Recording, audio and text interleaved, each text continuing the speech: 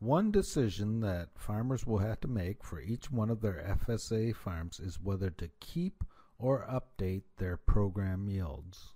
There will be two options. One is to keep the current program yields, and these are on record with FSA, or update those yields to 90% of the average yields from 2008 through 2012. The level of program yields will only impact PLC payments. If a farm or crop is enrolled in ARC, the updated or current yields will not impact program payments. However, we still suggest considering updating yields even if enrolled in ARC. Program yields have a way of carrying over from one farm bill to the next, and if given the opportunity to increase those program yields, it's generally a good idea to increase that program yield. The current program yields for each FSA farm was sent out in a July 28th letter from FSA to all farmers and landowners. In this example for Ward County, North Dakota, this farm, number 11, has FSA yields indicated by the 2014 CC yield of 43 bushels for barley, 30 bushels for wheat, and 1073 pounds for canola. If no changes are made, these will be the program yields for this farm.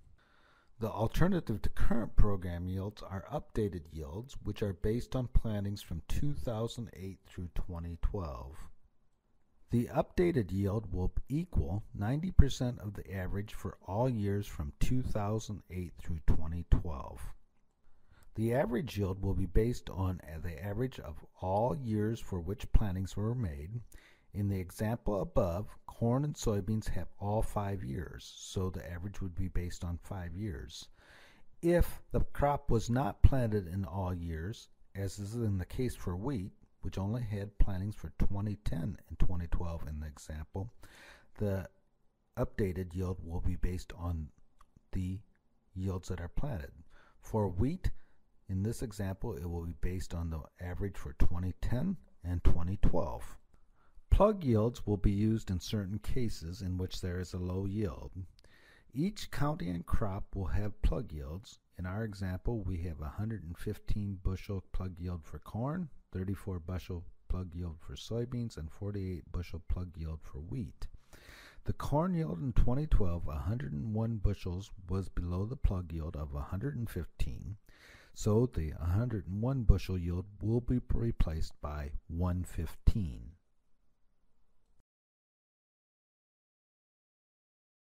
Once updated yields have been calculated, they can be compared to current yields. In general, the choice should be the highest yield.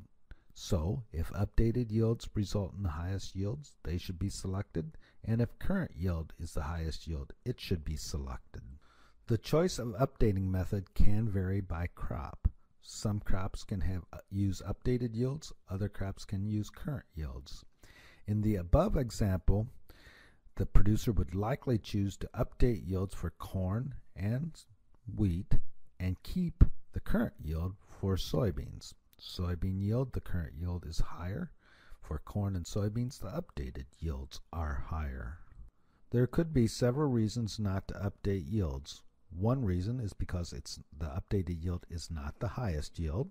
The other reason not to update a yield is because it cannot be documented.